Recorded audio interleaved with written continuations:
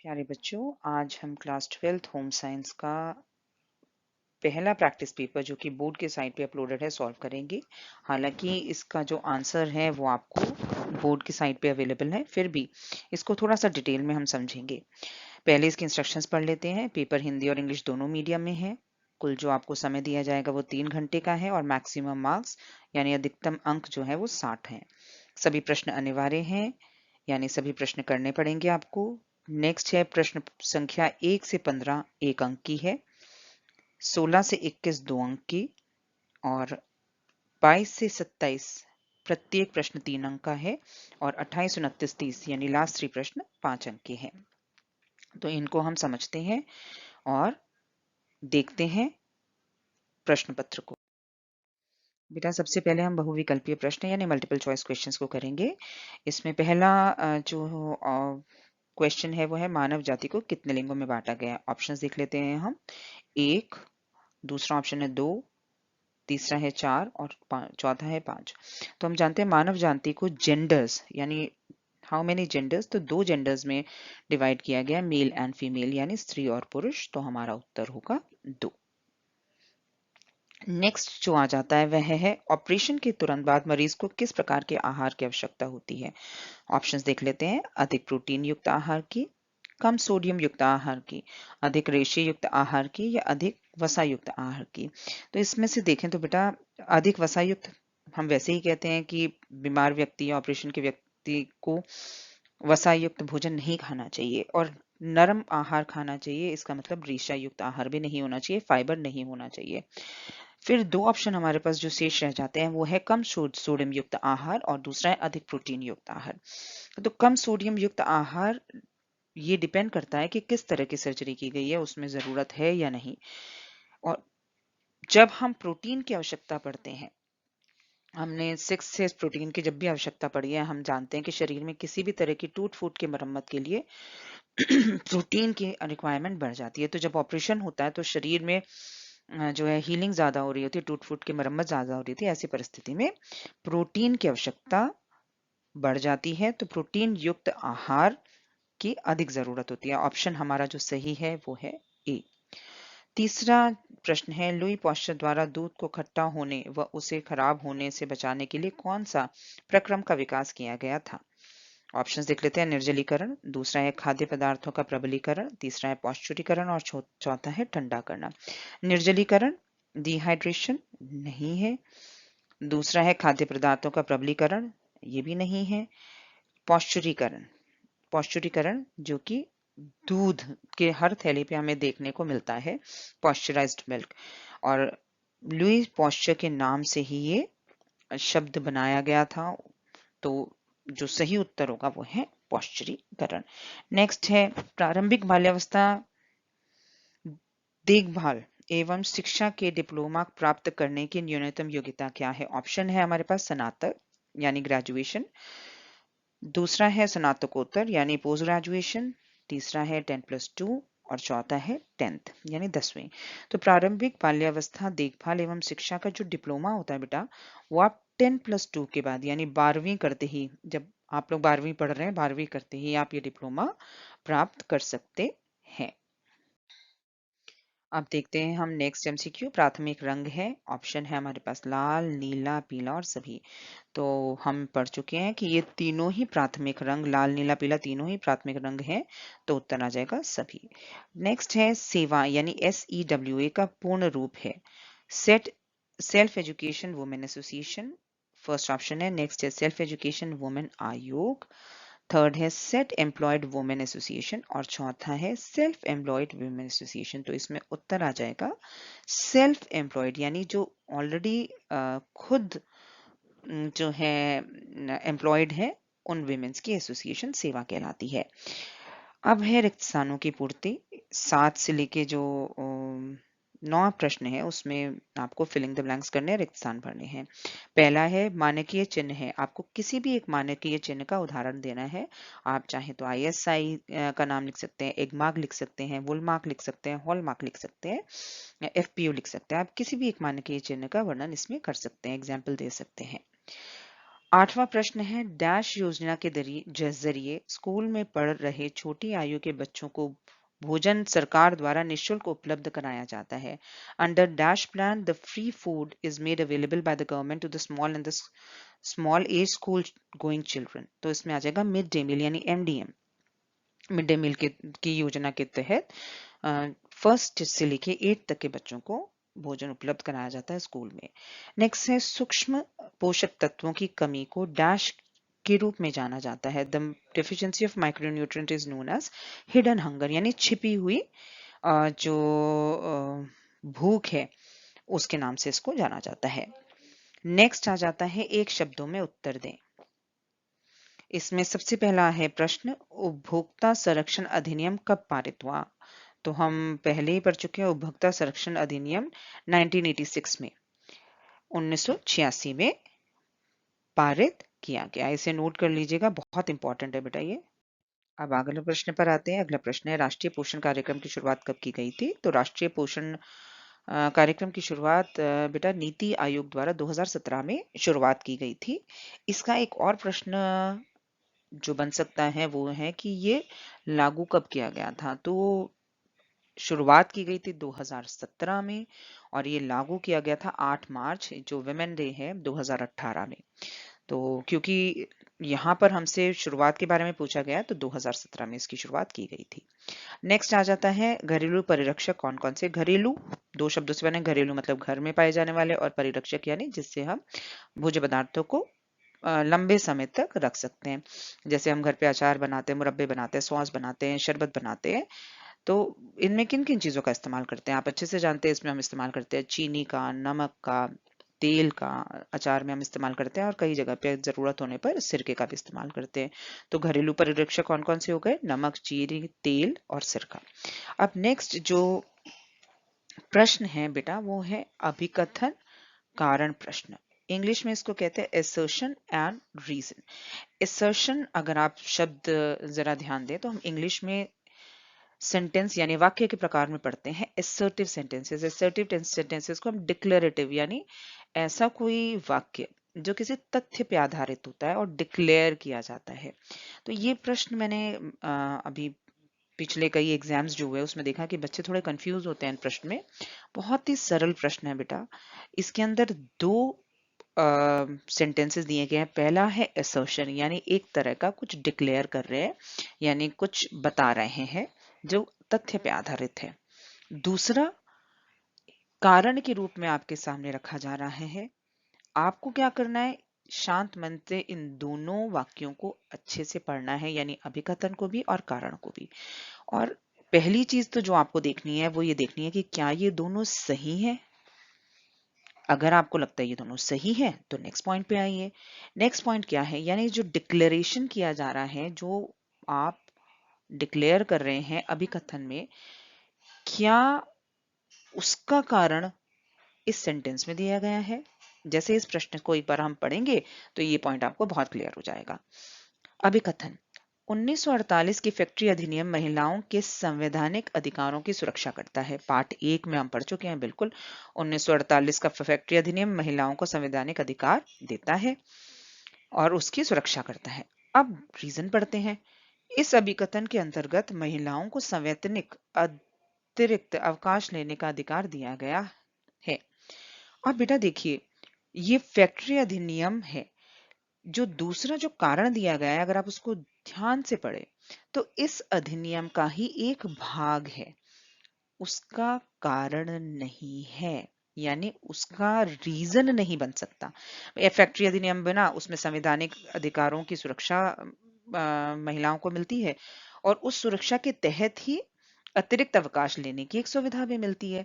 तो कहीं से भी पहला जो अभिकथन है उसका रीजन, उसका कारण आर नहीं है। तो ऑप्शन देख लेते हैं क्या क्या है। पहला है अभिकथन ए और आर दोनों सही है और आर अभिकथन की सही व्याख्या है। तो सही व्याख्या नहीं है बेटा, उसका एक पार्ट है। तो फर्स्ट ऑप्शन, सेकंड गलत है। दूसरा, अभिकथन ए और आर दोनों सही है लेकिन आर अभिकथन की सही व्याख्या नहीं है। तो ये ऑप्शन हमारा बी आएगा। अब इस तरह के 3 प्रश्न देखते हैं।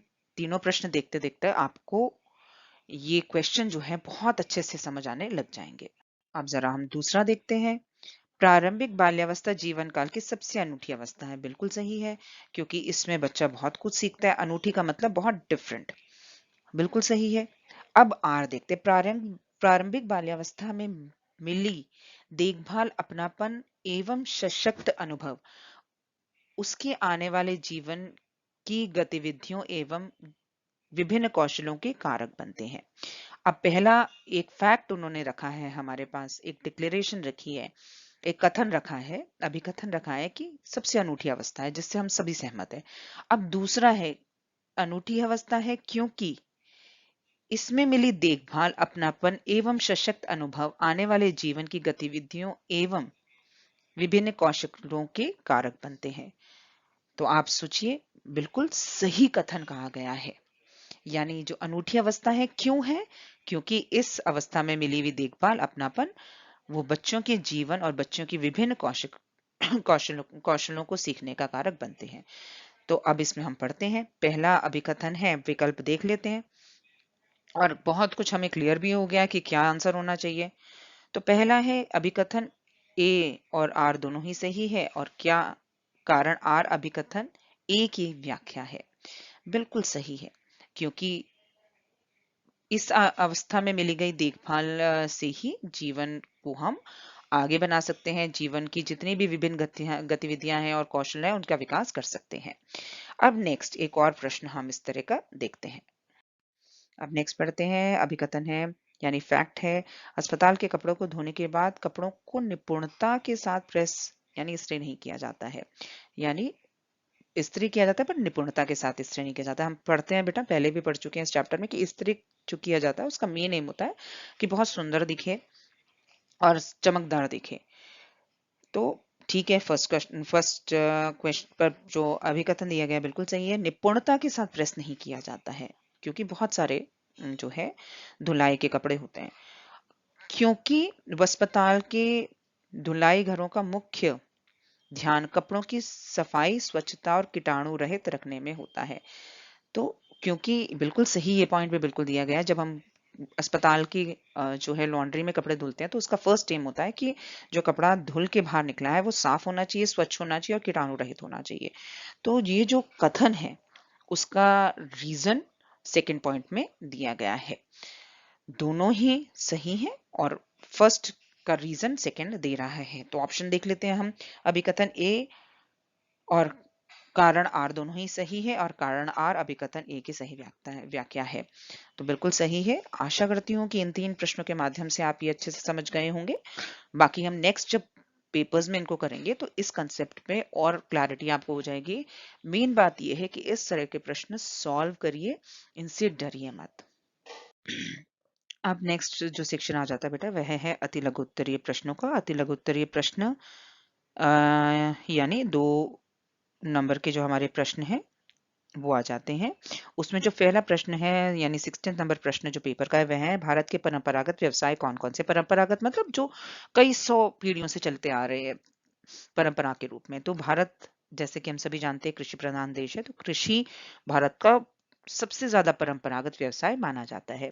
इसके अलावा हस्तशिल्प यानी हैंडीक्राफ्ट, तो भारत में बहुत सालों से विभिन्न तरह की कढ़ाई, बुनाई, विभिन्न तरह की वस्तुएं जो हैं वो बनाई जाती हैं और उनको एक व्यवसाय के रूप में पीढ़ी दर पीढ़ी चलाया जा रहा है। इसके अलावा नेक्स्ट आ जाता है भारतीय व्यंजन जो कि स्वादिष्ट होते हैं और बहुत सालों से जो है बहुत दशकों से एक व्यवसाय के रूप में भारत में चलाए जा रहे हैं। इसके बाद नेक्स्ट आ जाता है विजुअल आर्ट्स। विजुअल आर्ट्स यानी दृश्यकला, जैसे पपेट्स हो गई और पेंटिंग्स हो गई, जो कि स्कल्पचर हो गया, मूर्ति जो बनाई जाती हैं।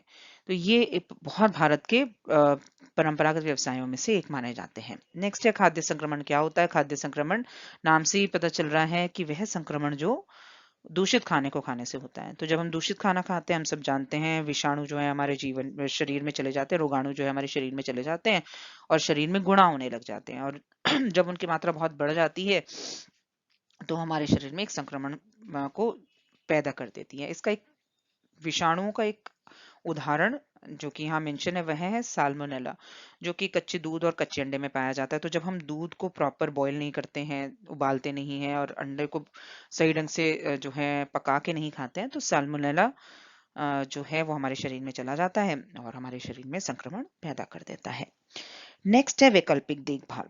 वैकल्पिक देखभाल मीन्स जब माता पिता उपस्थित नहीं होते तो बच्चे को जो देखभाल दी जाती है, अ, यानी बच्चों की जो मूल ज़रूरतें हैं उनको पूरी करने के लिए जो उनकी देखभाल होती है वह वैकल्पिक देखभाल कहलाती है। 2 प्रकार की होती है बेटा, एक तो है अनौपचारिक। अनौपचारिक देख-रेख मतलब अ, कोई उसकी कोई एक रूपरेखा या कोई एक फिक्स तरीका नहीं होता है। अनौपचारिक रूप से बच्चे की देखभाल की जाती है। एक होती है संस्थागत केंद्र, जैसे डे केयर सेंटर्स वगैरह में की जाती है, क्रेच में की जाती है। तो उसमें क्या होता है, एक संस्था होती है, उसके अंदर बच्चे की सही ढंग से केयर की जाती है। और भारत में दोनों ही तरह की, यानी अनौपचारिक देखभाल और संस्थागत केंद्र दोनों ही काफी ज्यादा प्रचलित हैं। नेक्स्ट आ जाता है प्रोटीन ऊर्जा कुपोषण से क्या अभिप्राय है, यानी protein energy malnutrition. Protein energy malnutrition यानी प्रोटीन और ऊर्जा, ये दोनों, प्रोटीन हमारे शरीर में वृद्धि और विकास का कार्य करता है और ऊर्जा हमारे शरीर के हर कार्य को करने के लिए आवश्यक होती है। तो जब प्रोटीन और ऊर्जा दोनों की कमी हो जाती है तो खास करके बच्चों में जो है अ, 2 रोग देखे जाते हैं। पहला है क्वाशियोरकर और दूसरा है मरासमस या सूखा रोग। तो क्वाशियोरकर और सूखा रोग ये दोनों प्रोटीन और ऊर्जा की कमी से देखे जाते हैं। ये आप 10th में भी पढ़ चुके हैं बेटा, और अब भी आपको ये अच्छे से ध्यान में रखना चाहिए। तो प्रोटीन कैलोरी माल न्यूट्रिशन जो है का उदाहरण है क्वाशियोरकर और मरासमस। नेक्स्ट प्रश्न है फेड्स। फैड्स क्या होते हैं? फैड्स, जब हमने फैशन चक्र पढ़ा था बेटा, फैशन चक्र से संबंधित यह प्रश्न है। फैड्स का मतलब होता है वह फैशन जो बहुत कम समय के लिए प्रचलित होता है और उसके बाद में वो फेड हो जाता है, यानी वो खत्म हो जाता है। तो ऐसा कोई भी फैशन जो कि कुछ समय के लिए आता है और उसके बाद कुछ समय के बाद जो है वो धीरे धीरे अपना जो रुझान है वो खो देता है, फैड्स कहलाता है। तो इसके एग्जाम्पल में इसमें लिखा हुआ है, जैसे बीच में बैगी पेंट्स जो है स्टार्ट हुई थी, या हम देखते हैं कि बीच जो कभी कभी मिसमैच्ड यानी असंतुलित बटन्स लगा दिए जाते हैं, जो कि कुछ समय के लिए, तो कुछ महीनों के लिए तो बहुत प्रचलित रहते हैं, फिर धीरे धीरे बिल्कुल ही गायब हो जाते हैं, फैड्स कहलाते हैं। नेक्स्ट है प्रारंभिक बाल्यावस्था देखभाल एवं शिक्षा। अब 20वां जो प्रश्न है बेटा, इसमें आपको विकल्प दिया गया, आप दोनों में से कोई भी एक करेंगे। जहां और या अथवा लिखा जाता है वहां दोनों में से आप किसी भी एक को करेंगे। तो या तो आप फैड्स का उत्तर दीजिए, नहीं तो प्रारंभिक देखभाल एवं शिक्षा का क्या महत्व है।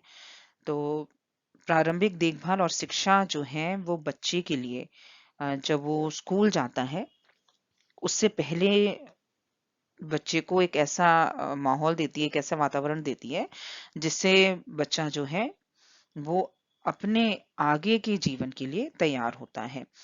तो सबसे पहले पॉइंट आ जाता है कि विद्यालय पूर्व शिक्षा जो है एक अनौपचारिक एवं बाल केंद्रित होती है, यानी इसमें जो मुख्य ध्यान दिया जाता है वह बच्चे पे दिया जाता है कि बच्चा किस तरह से अपनी किस तरह का बच्चे का रुझान है, किस तरह से उसको सिखाया जाए, पढ़ाई के नए नए क्या तरीके हैं, खेल खेल में मुख्यतः बच्चों को सिखाया जाता है। और फिर बच्चों को छोटी छोटी डिसिप्लिन से रिलेटेड चीजें कि हाथ धोना है, किस तरह से अपने काम को करके अपने सारी चीजों को पैक करके बैग में रखना है, इस तरह की छोटी छोटी डिसिप्लिनरी चीजें बच्चों को early childhood care and education में सिखाई जाती है। राइम सिखाई जाती हैं और ड्राइंग पेंटिंग इनके माध्यम से बच्चों को शिक्षा दी जाती है। 21वां प्रश्न भी में भी 2 विकल्प दिए गए हैं, आप कोई भी एक विकल्प कर सकते हैं। है पहला जो क्वेश्चन है वह है रोगी को भोजन कितने तरीकों द्वारा दिया जाता है। तो बिल्कुल सीधा ये प्रश्न है। तो रोगी को सबसे अच्छा तरीका तो है कि वह मुंह से खाए, यानी जब वो मुंह से खाता है तो जो है उसको खाने का स्वाद आता है, तो वो बेहतर महसूस करता है। परंतु यदि वह संभव ना हो, व्यक्ति या रोगी मुंह से नहीं खा सकता, निगल नहीं सकता, तब ऐसी केस में उसे नली या शिरा द्वारा भोजन दिया जाता है। यानी एक तो ट्यूब फीडिंग होती है जिसे कहते हैं नली द्वारा। नली के द्वारा जो है रोगी को खाना दिया जाता है। एक होता है शिरा के माध्यम से, शिरा मतलब ड्रिप लगा के जो है वो इंट्रावेनस फीडिंग जिसे कहते हैं, उससे उसको भोजन दिया जाता है। तो आप इन दोनों को मेंशन करेंगे। नेक्स्ट जो इसका ऑप्शन है वह है रिजॉर्ट। रिजॉर्ट से आप क्या समझते हैं? रिजॉर्ट जो है शहरों की भीड़ भाड़ से दूर किसी ज्यादातर किसी शांत स्थानों पे बनाए जाते हैं। एक बहुत बड़ा व्यावसायिक प्रतिष्ठान होते हैं ये, जहां पर एक तरह से सारी सुख सुविधाएं का जमावड़ा किया जाता है। यानी वहां पर बहुत सुंदर सुंदर जो है जो है सुविधाएं और आकर्षण वहां पे मौजूद होते हैं, जिससे कि दर्शक पर्यटक वहां पे जाके अपने आप को जो है अपने अवकाश को वो अच्छे से व्यतीत कर सकते हैं। ज्यादातर आजकल के रिजॉर्ट्स में जो सुविधाएं देखने को मिलती हैं वो हैं, जैसे स्विमिंग पूल होता है वहां पर, खेलने के लिए बच्चों के लिए छोटे छोटे खिलौने, ट्रैम्पोलिन वगैरह अवेलेबल होते हैं, जिससे कि भीड़ भाड़ से कुछ समय शांति में व्यतीत करने के लिए लोग रिजॉर्ट में जाते हैं।